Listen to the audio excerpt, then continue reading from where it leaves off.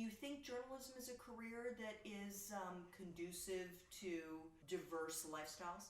I actually feel like it's a benefits issue, but it's also a culture issue, right? So if you want health insurance for your domestic partner who you're not married to, which was a much bigger deal in the past, right? Because for years I couldn't legally be married to Holly. So she was on my health insurance.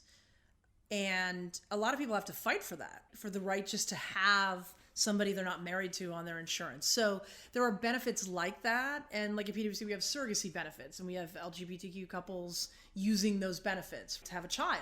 And that's the other thing, by the way, that I love about this transition time, this working 60% of the time. It's for men and women. Great. So all the reporters were like, wait, so it's just for the person who gave birth, right? And it's like, no, it's for everybody. And that's intentional. The idea of like trying to sort of change the mindset about how we think about parenting, whose job it is. Whether you're an LGBTQ person or whether it's something about race or ethnicity, I think that you want to be in a culture that truly makes everybody feel like they belong. It's about inclusiveness. I have felt incredibly welcome as a gay person at PwC, and I have been surprised at how welcome I feel. Some of that is that I'm on a great, really supportive team, but I'll tell you a couple of quick stories. One is that when the Orlando shooting happened, an executive of ours, who is a heterosexual guy, sent me a note that said, I just wanted to acknowledge this horrible attack on the LGBTQ community and wanted you to know that I'm thinking of you. This guy's the chief people officer of PwC. Busy guy. Because a lot of people might think about it, but the fact that he sent the note was really meaningful to me. My boss, the one I mentioned earlier from the pizza place, I saw a Wall Street Journal article that Stanford's business school was doing an LGBTQ executive leadership program. I had worked at PwC for, I don't know, maybe 6 or 8 months or something. And I sent her this Wall Street Journal article as a joke, basically, haha, wouldn't it be funny if I went to this thing? And she wrote back 3 minutes later and said, you should go and we'll pay for it and give you the week off.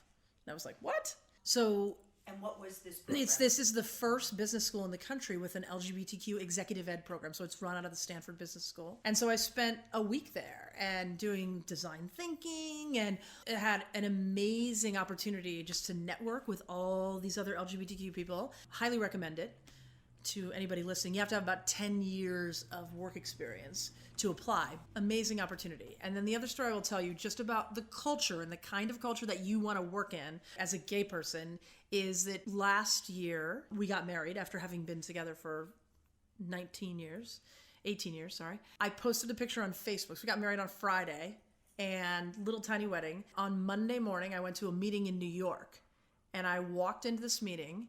And there were probably 15 people in the meeting, most of whom I did not know. Some of them were from our global team.